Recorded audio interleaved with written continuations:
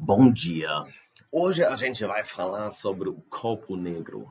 E o corpo negro, como um conceito, tem uma importância muito grande para o desenvolvimento da mecânica quântica, que é a teoria mais maluca que você vai aprender comigo.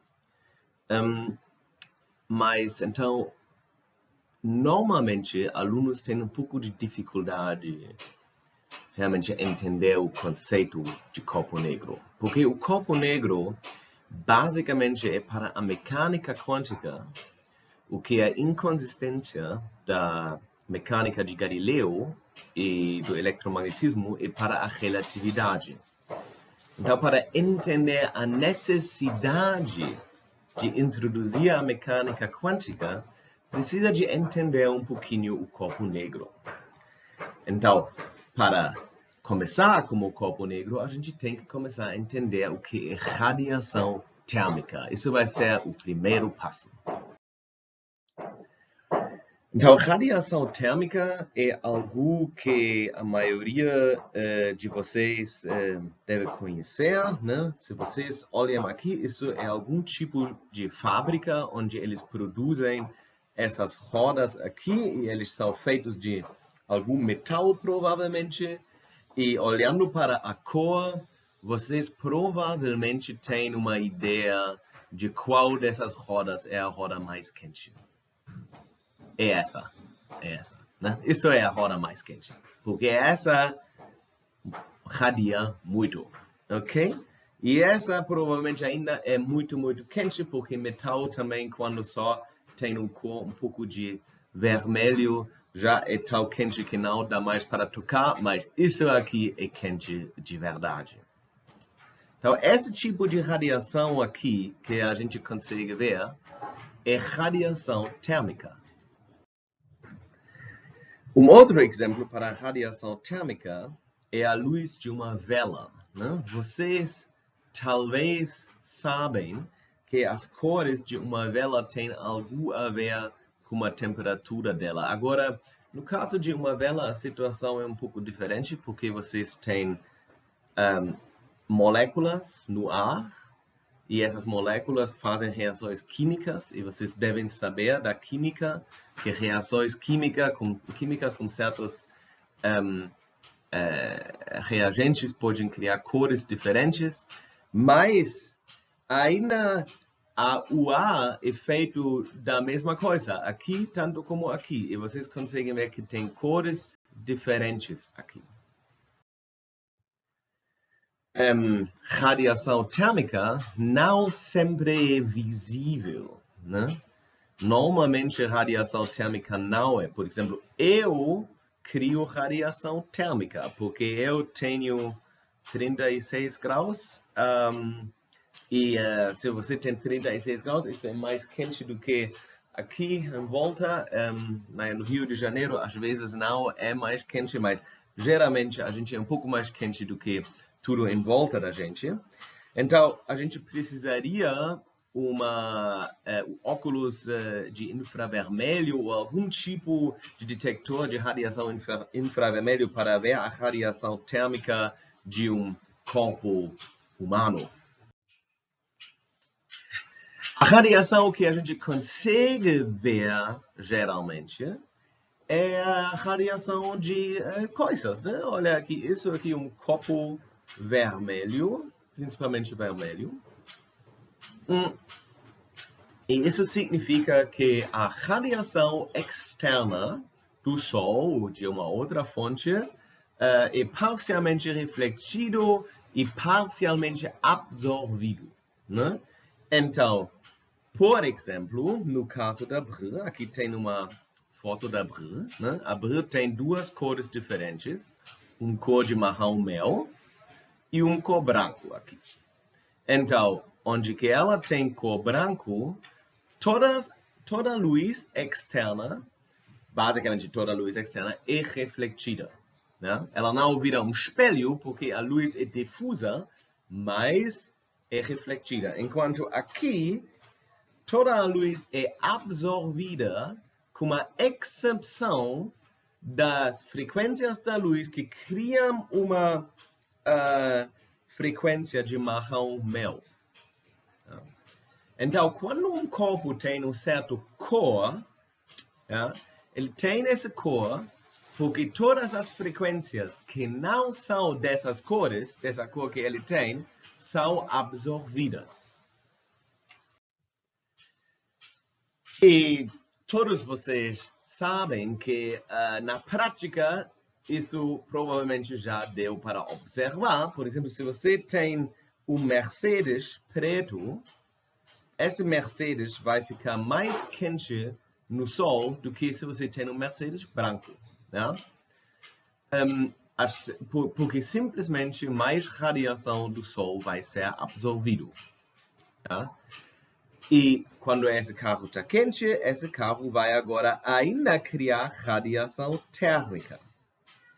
Então, isso significa que um objeto preto, como essa coisa aqui, isso é onde que eu boto a minha caneta que eu uso para o meu laser pointer aqui.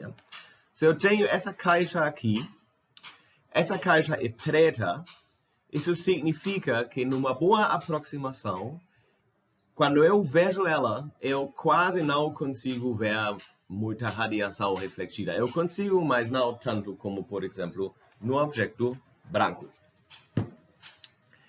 Então, essa radiação aqui, refletida, do nosso,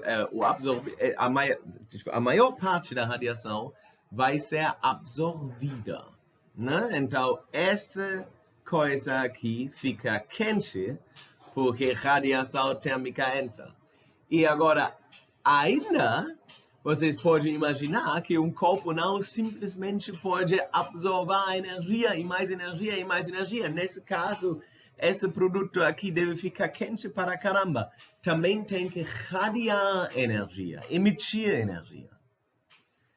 E essa energia é essa energia térmica. A energia que a gente consegue ver com óculos infravermelho, a energia que a gente consegue ver quando a gente olha para carvão numa churrasqueira, ou nos exemplos que eu mostrei até agora nessa aula. Então, por exemplo, aqui tem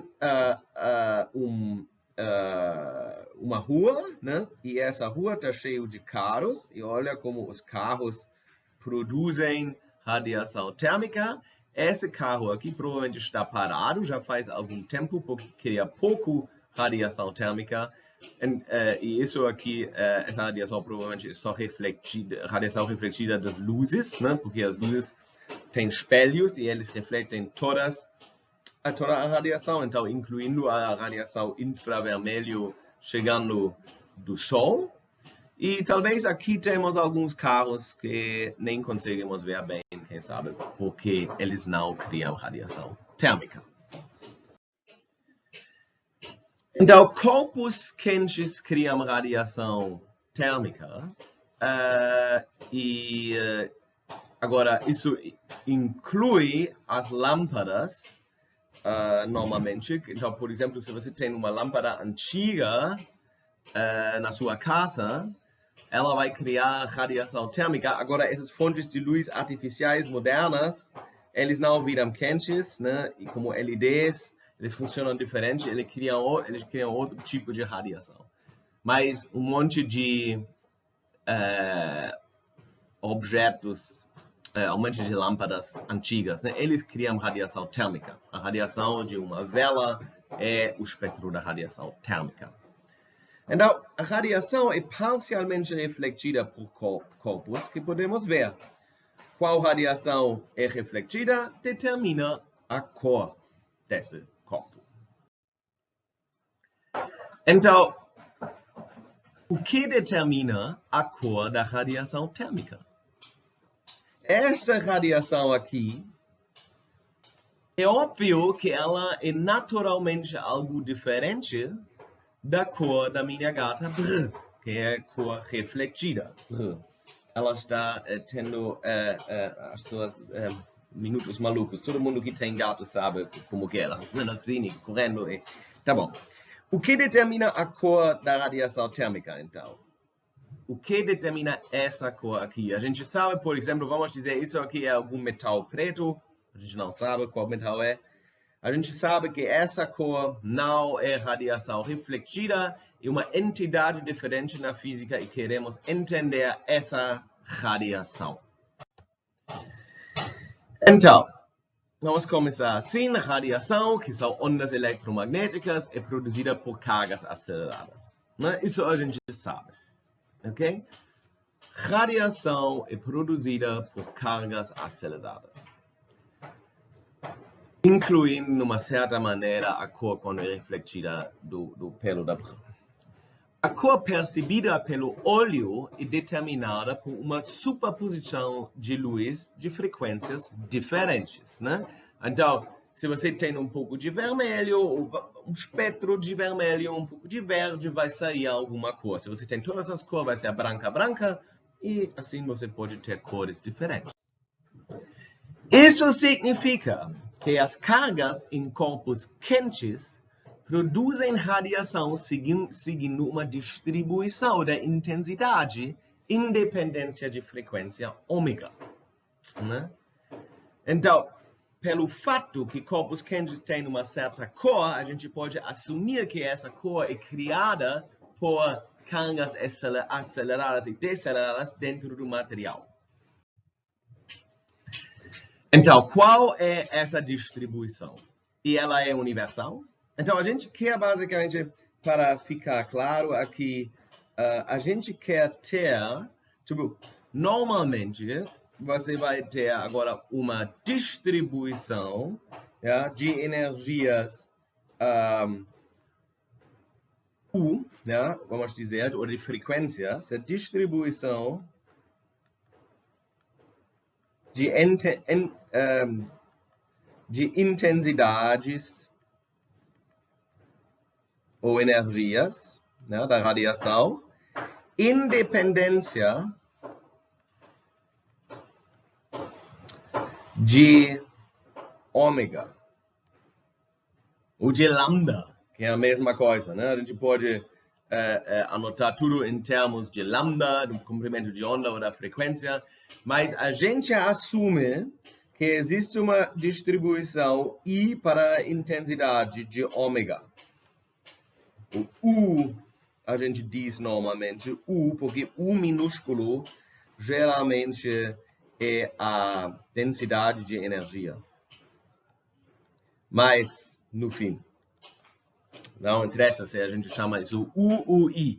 A gente procura uma distribuição de intensidades em dependência da frequência, da cor da luz. Quanto laranja tem um corpo com 100 graus, quanto vermelho, isso.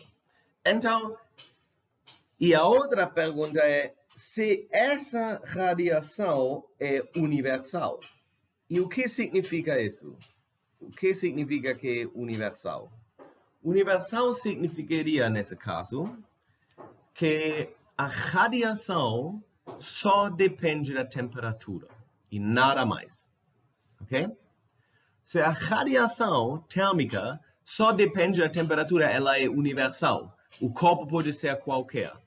Vamos dizer, a superfície de uma estrela com uma certa temperatura vai ter exatamente a mesma cor, a mesma distribuição de energia como pedaço de carvão com a mesma temperatura. Exemplo ruim, não é muito provável. Então, vamos dizer, um pedaço de carvão com uma certa temperatura teria a mesma cor, emitiria o mesmo espectro de radiação térmica como um pedaço de metal que no momento está tratado termicamente. Então, e com isso a gente chega no termo de corpo negro, ok? O termo corpo negro refere a um corpo que só produz radiação térmica e não reflete nem um pouquinho de luz, ok? Então, quer dizer que a ideia do corpo negro, numa certa maneira, é um conceito teórico. Né? Porque qualquer corpo negro, qualquer corpo não só tem radiação térmica, sempre tem um pouquinho. Mas, de fato, muitos corpos, como o Sol, são aproximados 100%, quase 100%, com 100% em todos os sentidos, como um corpo negro. Então, quer dizer, a gente introduz o termo corpo negro, introduzindo um corpo que reflete zero luz. Em vez disso, ele absorba luz e emite radiação térmica. Absorba radiação eletromagnética e emite radiação eletromagnética. Isso é um corpo negro. E isso é o espectro do corpo negro. Isso é a radiação térmica de um corpo negro. Então, essa radiação térmica agora é medida em irradiância espectral. Irradiância espectral, né? Irradiância espectral é nada mais do que, basicamente, a potência por área, a intensidade, se você quer, em termos do comprimento de onda, por nanômetro aqui, né? Em termos de comprimento de onda.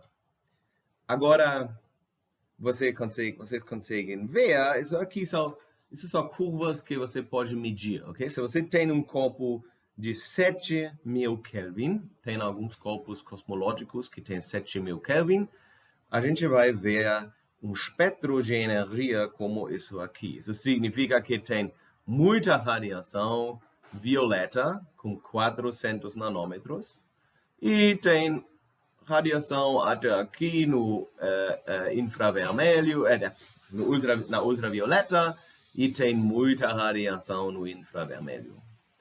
E a gente tem aqui um corpo com 6.000 Kelvin, que tem muito menos radiação térmica. Isso a gente vai discutir por que isso acontece, né? Que tem muito menos radiação térmica e tem um pico aqui no azul. Agora, provavelmente, para o nosso olho, os dois corpos podem parecer bem branco, porque tem uma distribuição dentro da luz visível, que é bem grande. E aqui a gente tem alguns corpos que 5.000 Kelvin, acho que é mais ou menos, eu lembro bem, a temperatura da superfície do nosso Sol. E aqui são 3.000 Kelvin, e agora o pico em 3.000 Kelvin já está fora do visível, e isso explica por que corpos quentes como carvão, que é bem longe ainda disso aqui, parecem para a gente vermelho ou laranja, porque eles começam a ter uma certa parte do espectro aqui no comprimentos de ondas vermelhos e laranjas. Ok, eu mencionei, agora eu basicamente já mostrou que a radiação do corpo negro é universal, porque eu simplesmente mostrei esse gráfico, que é um gráfico que você poderia reproduzir experimentalmente se você mede a radiação térmica de um corpo. Mas a universalidade da radiação do corpo negro, isso é algo que eu ainda não provei. Eu vou agora provar para vocês que a radiação de corpo negro tem que ser universal.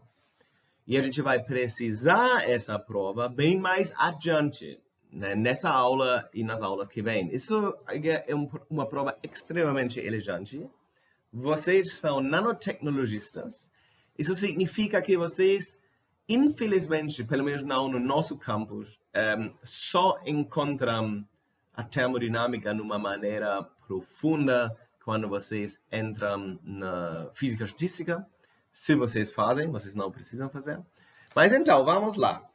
Vamos imaginar um espaço, mas o que eu quero dizer, todas as provas na termodinâmica, essas provas intuitivas, são extremamente elegantes. Então, vamos agora assumir que a gente tem um corpo negro e aqui a gente tem um espaço ósseo dentro de um corpo negro. E todas essas paredes aqui desse espaço ósseo têm a mesma temperatura.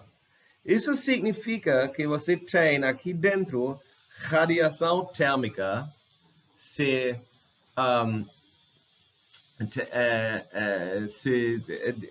tempo todo emitido e absorvido.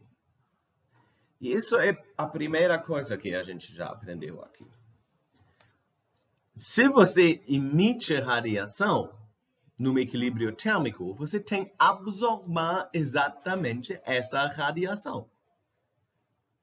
Não tem uma outra possibilidade. Então, a gente sabe que um corpo negro, que é um absorvedor perfeito, tem que ser um emissor perfeito. Porque senão, você criaria muita radiação térmica que não fosse absorvido das paredes e esse espaço ficaria mais quente. Mas se a temperatura desse espaço aqui seria a mesma temperatura, isso não é possível, porque então, a termodinâmica diz que, isso é a segunda lei da termodinâmica, né, que você não pode esquentar algo com algo da mesma temperatura. Tudo vai andar para o equilíbrio térmico. Um outro jeito para dizer a mesma coisa é que a entropia sempre vai crescer. Ok, mas então a gente consegue ver então que por causa disso um corpo negro tem que ser um emissor perfeito e um absorvedor perfeito. Ok? Então, isso já é bom saber. Então, a gente sabe, isso é uma boa base para fazer mais provas mais interessantes. Então, vamos agora imaginar que a gente agora tem dois espaços ossos. E se a gente quer, isso é a nossa escolha, se a gente quer, a gente pode criar aqui, por exemplo, essa parte de um outro material do que a outra parte. Isso seria possível. A gente não tem nenhuma limitação com esses experimentos de pensamento. E vamos imaginar que a gente tem um filtro aqui. Um filtro qualquer. Um filtro qualquer. A única propriedade desse filtro é que ele filtra alguma frequência de luz. Ok? Alguma frequência. Ou uma direção de polarização também. Alguma frequência. Então, vamos dizer, esse filtro só deixa luz vermelho passar. Só deixa luz vermelho passar. E agora imagina que esse lado, vamos chamar esse lado 1 e esse lado 2. Vamos pensar que o lado 1 cria menos radiação azul do que o lado 2, radiação vermelho do que o lado 2. Isso significaria que agora você passaria mais radiação aqui dentro do que vai voltar para o outro lado. Isso significa que esse espaço aqui esquentaria, independente do fato que se tudo fosse na mesma temperatura. E isso, de novo, viola a segunda lei de termodinâmica. E assim, a gente sabe que a lei de a radiação térmica é universal. E isso é a lei de Kirchhoff da radiação térmica. Então, a radiação térmica tem que ser universal. Se ela não fosse universal, a gente criaria um monte de problemas no nosso universo. E a segunda lei da termodinâmica não seria válida. Agora, a segunda lei da termodinâmica é algo que normalmente os estudantes não entendem super bem.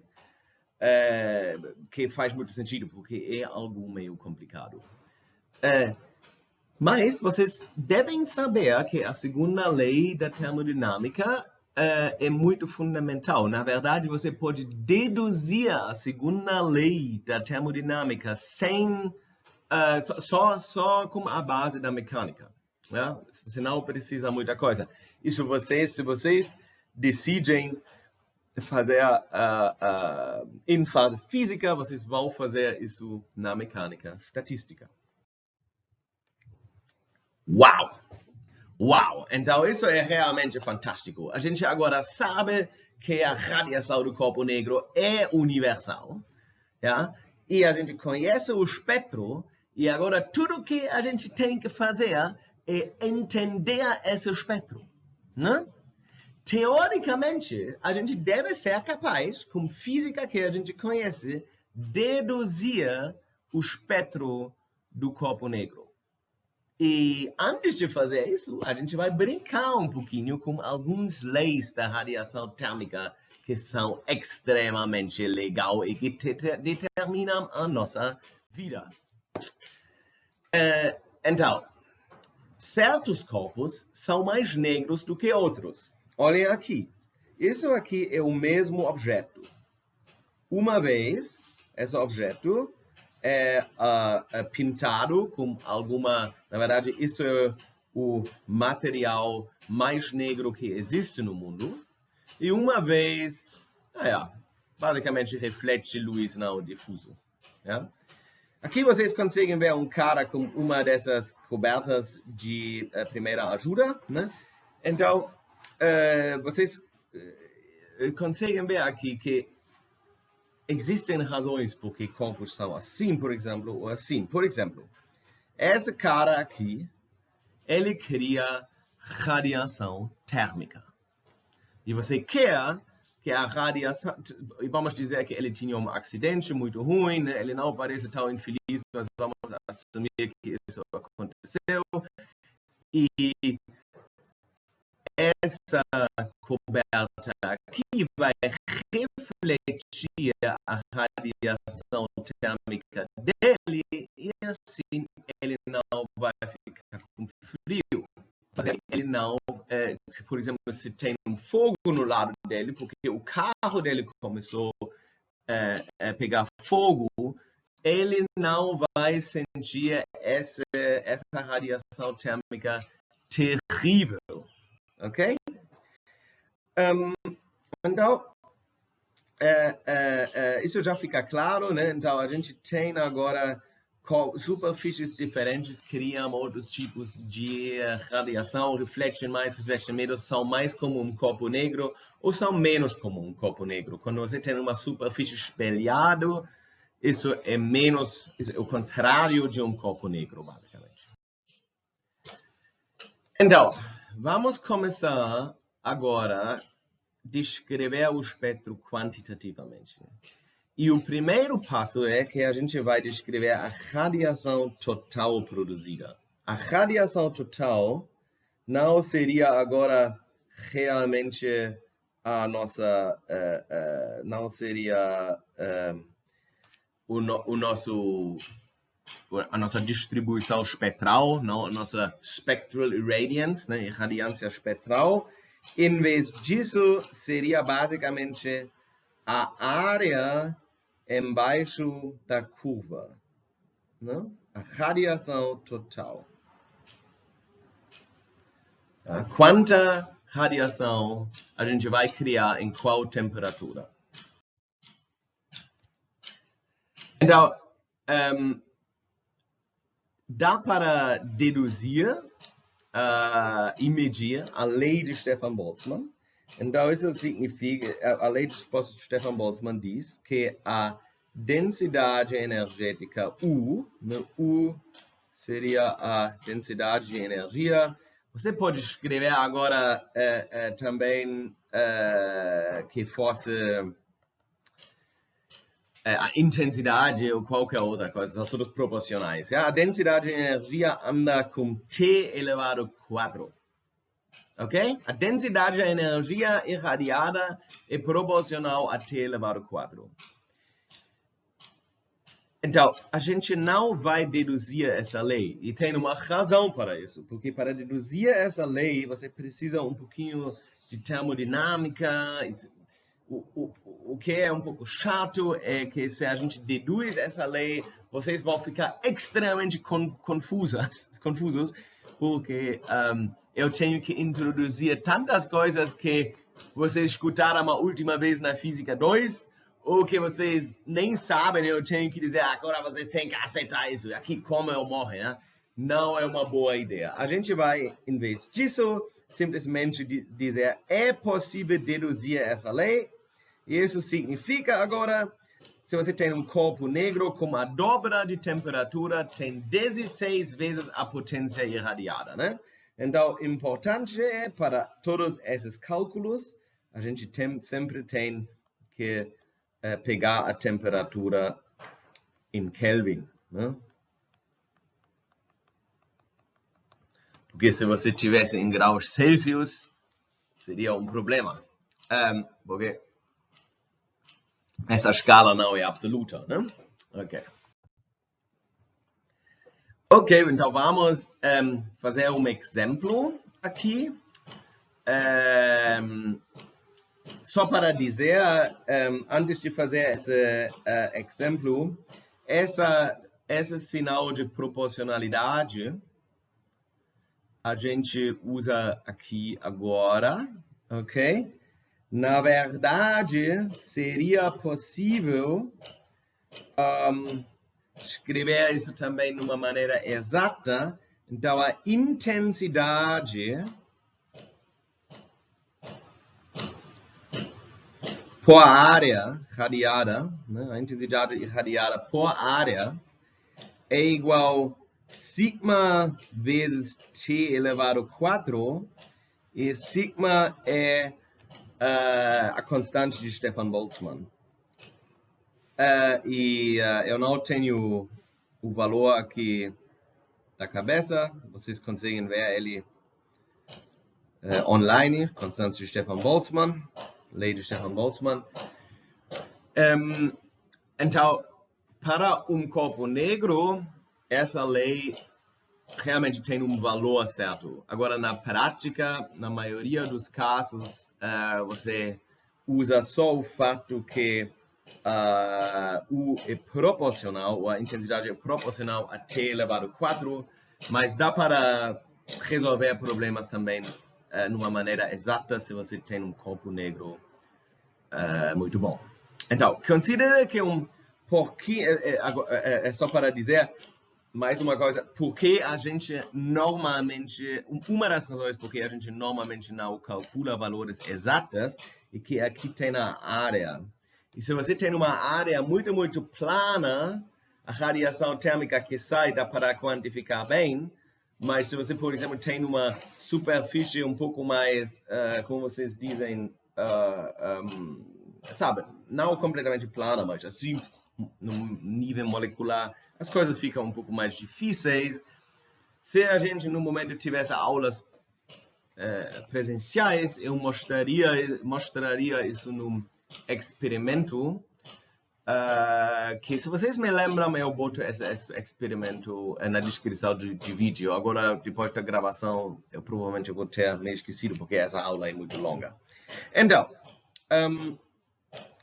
vamos considerar um pouquinho num churrasco, né? Isso aqui é um churrasco alemão, é bem comum, eu assumo que também é muito comum no sul do Brasil, né? A temperatura do carvão normalmente tem 1400 graus Celsius, mas agora vamos dizer que Hans, um nome muito alemão, comprou carvão ruim e a temperatura só vai ser 1200 graus Celsius. Então, normalmente, o pouquinho precisa de 3 horas para ficar pronto, né? Agora, dá uma estimativa quanto tempo vai demorar como o carvão ruim do Hans. Ok. Para isso, a gente sabe que U é proporcional a T elevado a 4, a intensidade irradiada é proporcional a T elevado a 4. Então, vamos primeiro traduzir as nossas temperaturas em Kelvin. Para fazer isso, né, a gente pega a temperatura em graus Celsius e a gente adiciona 273,15, né? Então, temperatura em Kelvin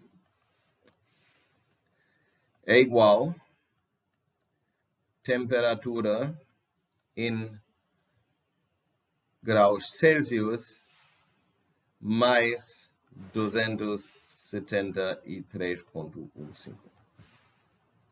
Ok. Então, assim a gente recebe que a temperatura normal seria 1673,15, nesse caso aqui, mas como o cavalo de Hans, que só tem 1200 graus Celsius, e 1473,15 Kelvin. Agora, a gente sabe que a energia é proporcional a T elevado ao quadrado. Isso significa que a razão das energias irradiadas é a razão entre as temperaturas elevado a 4.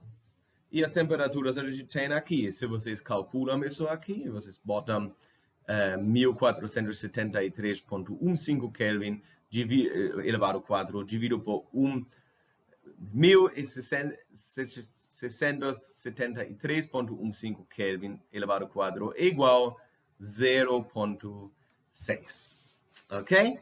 Então, isso significa que o carvão de Hans é menos eficiente por um fator de 0,6 do que o carvão normal. Então, se a gente quer saber o tempo que leva mais, a gente tem que pegar o recíproco, né? Isso seria basicamente o N dividido por o H, que seria Tn sobre Th elevado ao quadrado. E isso seria 1,7. Então, a gente sabia no início do problema que normalmente demora 3 horas. 3 horas vezes 1,7 significa 5 horas. Então, o pouquinho vai precisar de mais 5 horas, de mais ou menos 5 horas. 2 horas mais. Quase um fator 2. A gente mudou a temperatura um pouquinho e isso deu quase um fator 2. Ok? Porque era tipo 15% ou alguma coisa, né? A diferença entre as cavalos diferentes. Então, vocês conseguem ver que por causa da lei de Stefan Boltzmann, a gente tem agora um efeito muito grande se você muda a temperatura um pouquinho. E isso é uma das razões porque a temperatura na cozinha, se você gosta de cozinhar, é um fator tão importante. Né? Porque se você muda a temperatura um pouquinho, isso pode ter consequências extremamente graves e você pode estragar a sua comida. Então, isso é a lei de Stefan Boltzmann. E a lei de Stefan Boltzmann, a gente aprendeu algo agora sobre o corpo negro. E só para dizer, a lei de Stefan Boltzmann é real. Okay? A realidade segue a lei de Stefan Boltzmann.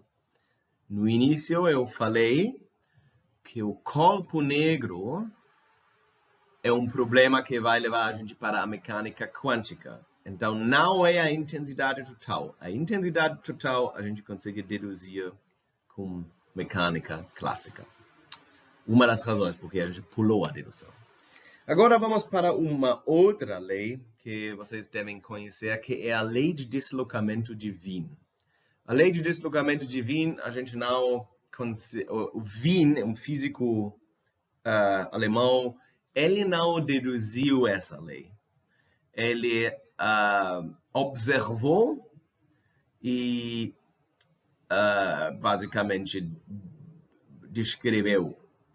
E isso é a lei de deslocamento de Wien refere ao máximo aqui, né? Sempre tem o máximo e esse máximo parece que mostra uma certa curva aqui. Né? Isso, o máximo muda a posição dependendo da sua temperatura.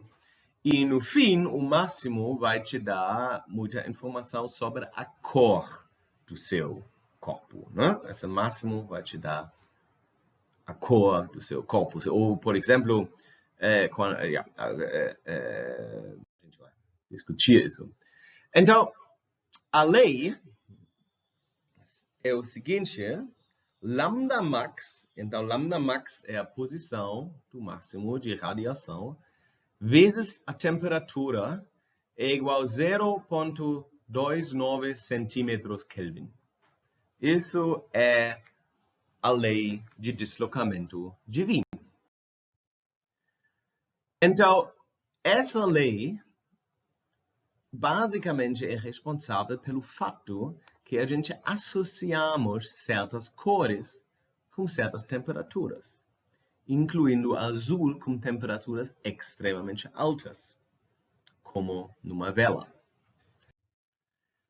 Então, lambda max vezes T é igual a 0,929 centímetros Kelvin. E, por exemplo, a superfície do corpo humano tem mais ou menos 33 Kelvin e 33 graus Celsius. Então, agora você pode calcular em qual comprimento de onda tem o máximo da emissão. 33 graus é igual a 306,15 Kelvin. E isso significa que lambda max, que seria 0,29 centímetros Kelvin, dividido por 306,15 Kelvin, seria 9,5 micrômetros. Então, 9,5 micrômetros é bem no infravermelho. Por causa disso, você precisa de algum equipamento, né, para ver a radiação infravermelha do corpo humano. A gente tem sentido natural para a radiação térmica e, por causa disso, produtores de LEDs, eles tentam simular o espectro do corpo negro, porque a gente percebe luz do corpo negro como mais agradável, mais natural. Por causa da radiação do corpo negro, na verdade, a gente associa certas cores com certas temperaturas. Por exemplo, vermelho e laranja são temperaturas quentes, porque eles estão nesse espectro da energia. Se você está em frente de fogo, você tem vermelho, laranja, pouco de amarelo.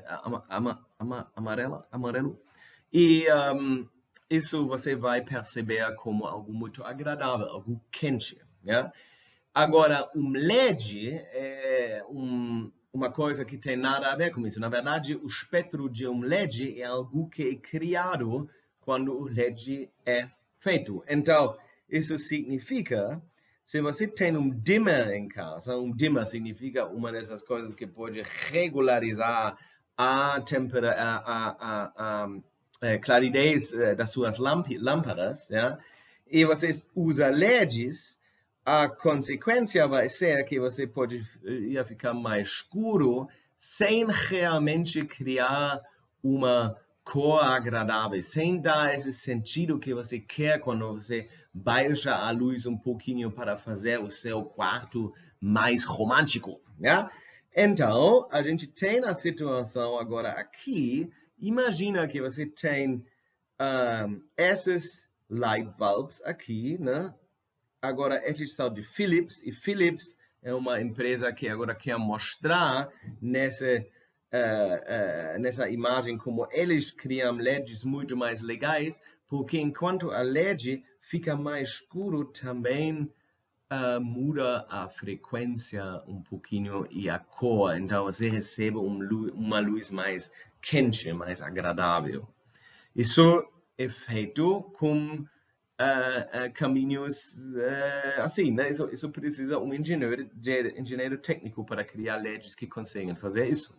Você precisa de algo pouco mais complexo do que o trivial. A cor que a gente associa com temperaturas também é muito relevante para como a gente olha para as estrelas. Agora, referente a essa imagem, eu tenho que fazer 2 comentários que são muito importantes. O primeiro comentário é o seguinte. Essas cores, alguns de vocês devem saber isso, eles são adicionadas artificialmente. Ok? Essas cores não são reais. Mas os artistas no NASA que adicionam essas cores, eles fazem isso não completamente sem sentido. Eles botam as cores para os cientistas, os astrofísicos conseguem analisar melhor as imagens. Então, eles botam sim, assim que eles aumentam a parte de azul para mostrar que algo é extremamente quente em comparação com algo que é um pouco mais frio, como esse objeto amarelo aqui. Agora, isso. Agora vamos tentar, nessa base, realmente entender o espectro do corpo negro. E isso não vai ser tão fácil, porque agora a gente vai chegar lá. Agora a gente vai mostrar como a radiação do corpo negro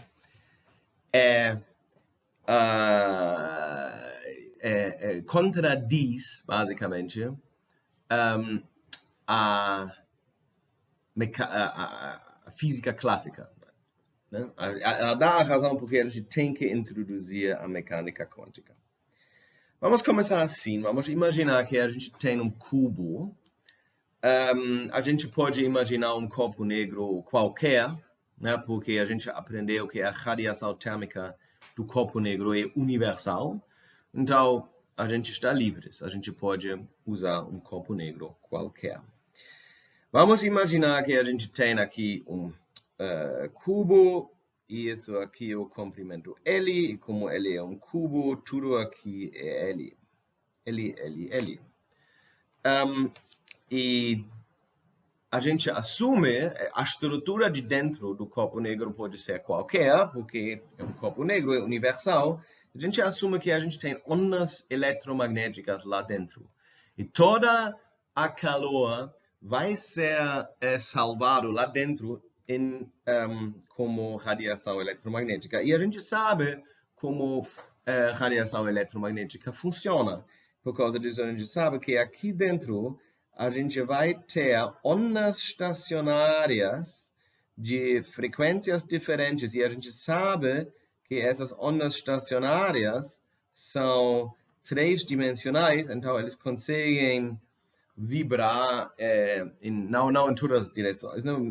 Por exemplo, uma onda eletromagnética que vai para lá e para lá só pode ter a amplitude perpendicular. Mas a ideia é basicamente isso. Então, dentro a gente tem as nossas ondas eletromagnéticas e essas ondas eletromagnéticas eles têm que reproduzir em termos de energia o espectro do corpo negro. Porque a gente só tem agora radiação térmica. Esse corpo tem só radiação térmica. Não tem luz de uma outra fonte que é refletido ou absorvido, só tem essa luz.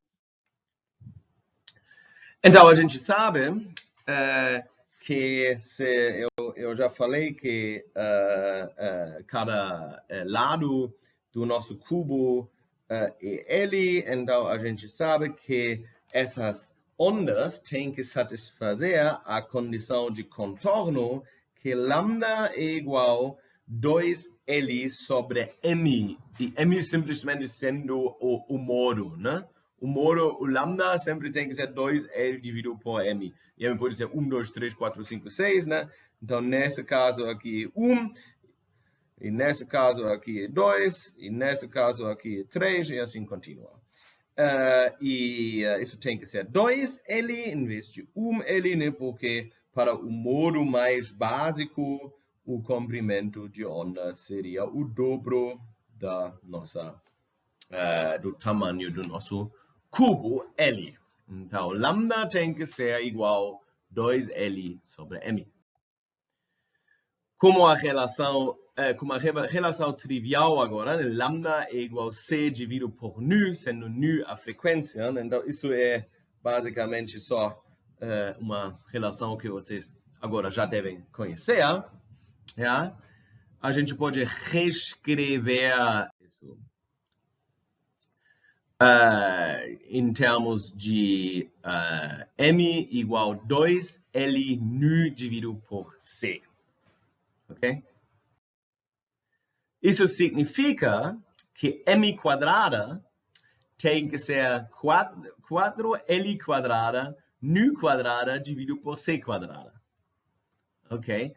Isso é só uma brincadeira que vai ser importante agora. Por quê?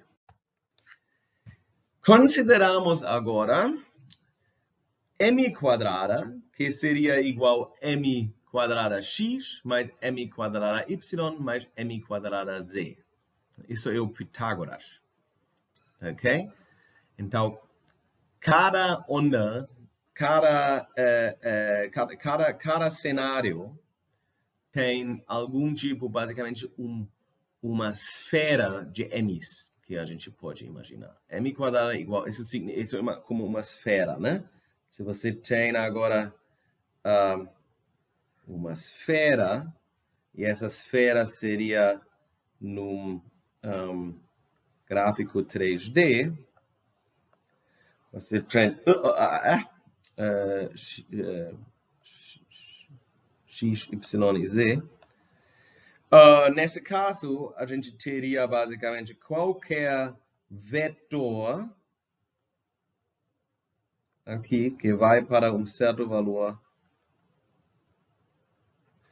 Pode ser descrito em termos de mx, my e mz. Ok? Então, agora a gente sabe, botando essa fórmula aqui nessa fórmula, que mx quadrada mais my quadrada mais mz quadrada tem que ser 4L quadrada vezes nu quadrada dividido por C quadrada. Então, considerando agora isso basicamente foi geometria, né? Agora a gente está pensando numa geometria e a gente pode fazer uma concha esférica no raio R com espessura dr, porque agora você tem que imaginar, olhando para a nossa esfera, que dependendo do M que a gente, da frequência que a gente tem, a gente pode definir aqui um volume com um espectro de radiação. Então, esse volume seria 4π r quadrada dr. Né? 4π r quadrada é a superfície de uma esfera e dr seria o tamanho, que seria diferencial, então dv seria 4π r quadrada dr, e com r igual a raiz de rx mais ry mais rz quadrada. Então, de novo, a gente pode botar isso aqui na fórmula, que nesse caso seria dm seria igual a 2L d nu sobre z. Ja? Então, m é igual a 2L nu sobre z. Isso significa que dm é igual a 2L d nu dividido por c. D nu seria agora o diferencial da nossa frequência. E com isso, a gente consegue agora dizer que dv é igual a 32π L quadrada nu quadrada sobre c quadrada d nu, simplesmente substituindo as fórmulas aqui. Então, lembrando, a nossa esfera, como os mx, my, mz. Então, a ideia dessa esfera era um pouco errado, porque é óbvio que a gente só pode ter valores positivos aqui, né? Isso seria... a gente só poderia ter valores positivos aqui, né? Só aqui dentro, só tem essa parte da nossa esfera, né? Porque você não pode ter um número de onda negativa, não faz sentido, né? Lembra que os m são os modos. Então, isso significa que dn agora, o número dos nossos modos, seria igual a 4π, porque a gente tem que dividir por 8, L cúbico nu quadrada sobre C cúbico dnu. Então, agora temos as nossas, vamos dizer, modos aqui. O diferencial que tem que ser 4π vezes L cúbico nu quadrada sobre C cúbico dnu.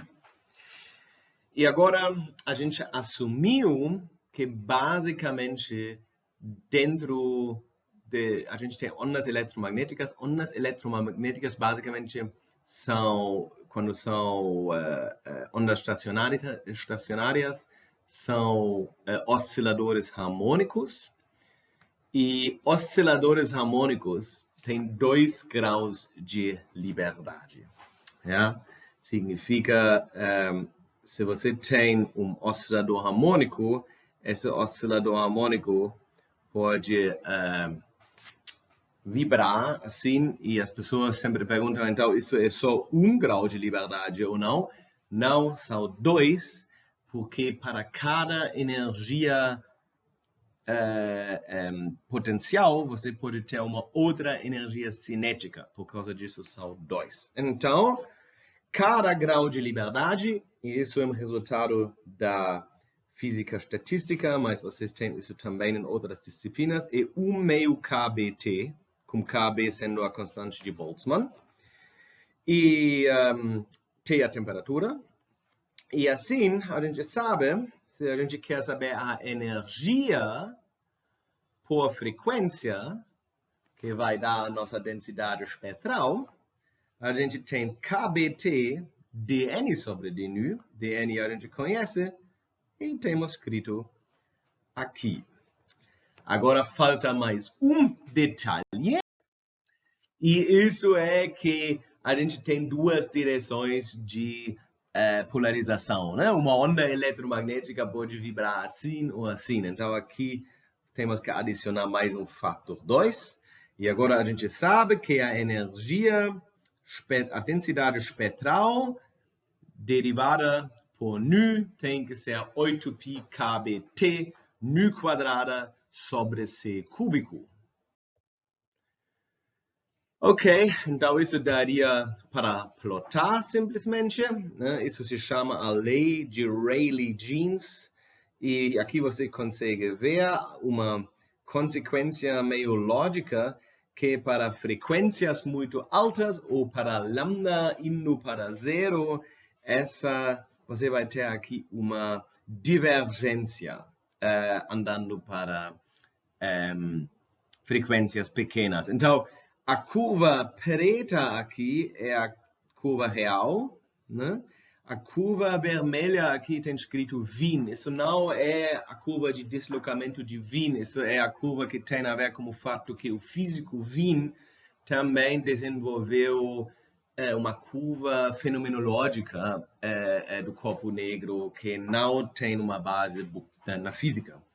Então, mas vocês conseguem ver que a lei de Rayleigh-Jeans não só não concorda com a lei de Planck, ele diz também que para energias muito altas, que significa comprimentos de onda pequenas, que significa frequências altas, ele diverge. Então, se a radiação térmica para energias altas divergiria, isso significa que a gente deve evaporar em microsegundos, né? Porque toda a nossa energia sairia em termos de radiação térmica. Ok, isso é um problema. Porque o universo existe. Se o universo existe, isso aqui é inconsistente com o fato que o universo existe. Ok, eu sei que provavelmente vocês tinham dificuldade em entender a dedução da lei de Stefan Boltzmann. Especificamente esse passo, onde você basicamente vai de uma ideia geométrica, você diz, ok, a gente pode imaginar que a gente tem um cubo, uma esfera, e nessa camada da esfera a gente tem todos os modos como essa energia. Isso é difícil, né? Se você nunca fez isso, é difícil. E fazer isso sozinho, basicamente em casa, precisa de uma pessoa.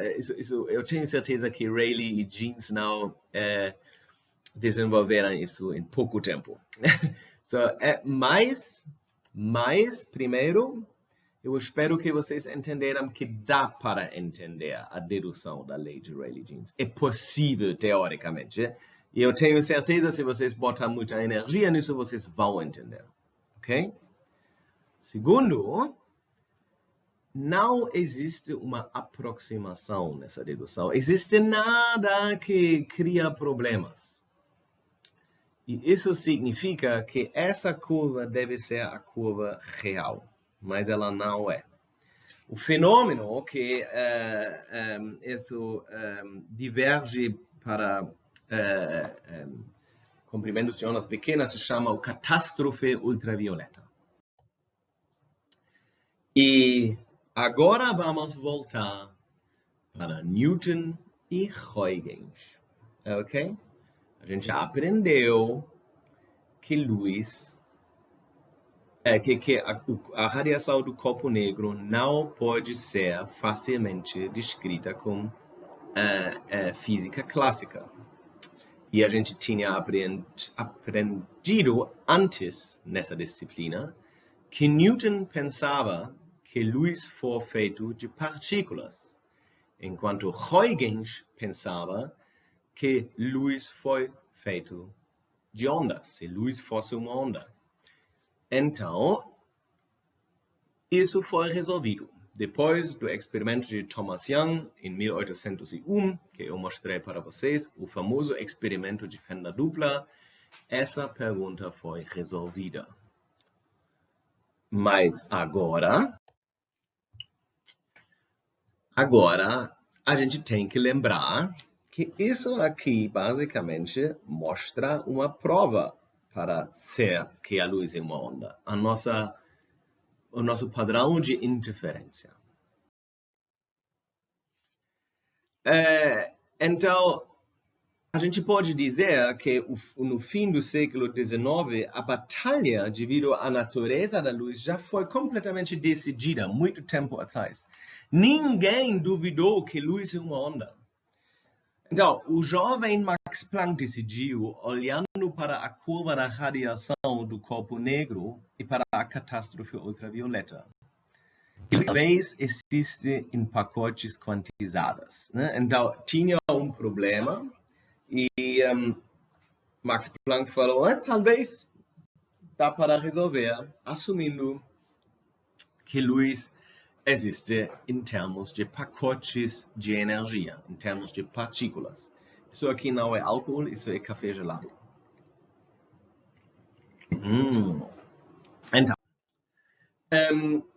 e ele supunhou que as energias de que esses pacotes de luz existem como energias H vezes nu.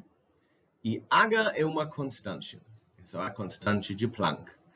Então, assim, dependendo você pode ter agora em modos diferentes, né? Basicamente mudando a sua amplitude, mudando a sua energia, você tem NH vezes nu, dependendo em qual N você está. Ok. Agora, se a gente tem N osciladores, N maiúsculo, e a energia média por oscilador seria a energia dividido por um número, a energia total por número dos osciladores. Isso é simplesmente uma média. E a energia total, você calcula, isso é estatística básica, né? É a soma de N, cada oscilador está num estado N minúsculo diferente. Então, N é N, dividido por todos os osciladores. E assim você chega nessa forma aqui, porque a gente botou o EN e NH nu. Então, aqui tem escrito como os alunos aprenderam na semana passada, N deve ser distribuído na maneira de Maxwell-Boltzmann. Agora, isso foi para os alunos da física moderna, porque eles têm um pouquinho de física estatística. Vocês não têm, mas a distribuição de Maxwell Boltzmann, vocês aprendem em uma outra disciplina. Eu me esqueci qual, mas acho que é algo de química, eu não sei mais qual. Então, estados são distribuídos nessa maneira. E elevado menos ENKBT. Ok? E como a gente conhece EN, significa que a gente tem menos NH nu dividido por KBT. E isso a gente pode simplesmente botar na nossa equação. E, na verdade, isso aqui é uma série geométrica. E como um pouquinho de matemática que vocês podem saber ou não, o Planck sabia, ele vai chegar nessa forma assim. E agora, estamos chegando no fim de uma aula muito cansativa, né? Então, a gente chegou aqui, que isso seria a média de energia. E se a gente quer fazer a dedução completa do Planck, a gente teria que fazer a mesma bagunça como quando a gente deduziu, a lei de Rayleigh-Jeans. E a gente não vai fazer porque eu sei que qualquer aluno que agora assiste essa hora de aula no YouTube já vai ficar meio chateado com tudo isso. O que é importante é que a gente chega numa fórmula que se chama a fórmula de Planck. A gente pode escrever ela em termos de nu, em termos de lambda. Agora eu decidi escrever ela aqui em termos de lambda. U lambda é igual, que seria a densidade espectral, é igual a 2hc quadrada sobre lambda elevado a 5, 1 dividido por E menos hc, dividido por lambda kBt menos 1. E isso dá para comparar com espectros experimentais. E, na verdade, isso leva o valor dessa constante H, que se chama a constante de Planck, e o valor é 6,626 vezes 10 elevado menos 34 joule segundos. Né? Isso é a constante de Planck. Ela é a constante mais importante na mecânica quântica, é uma das constantes mais importantes na física em geral e para determinar os métricos no nosso universo. E ela pode ser deduzida só com o que vocês viram. A gente assume que luz é feito de partículas, independente do fato que a gente assume também que é feito de osciladores. E a gente chega nessa fórmula que representa a realidade perfeitamente e a gente recebe a constante de Planck, que vai ser a nossa amiga pelo resto desse período. E com isso eu agradeço a atenção e até a próxima aula aqui nesse canal.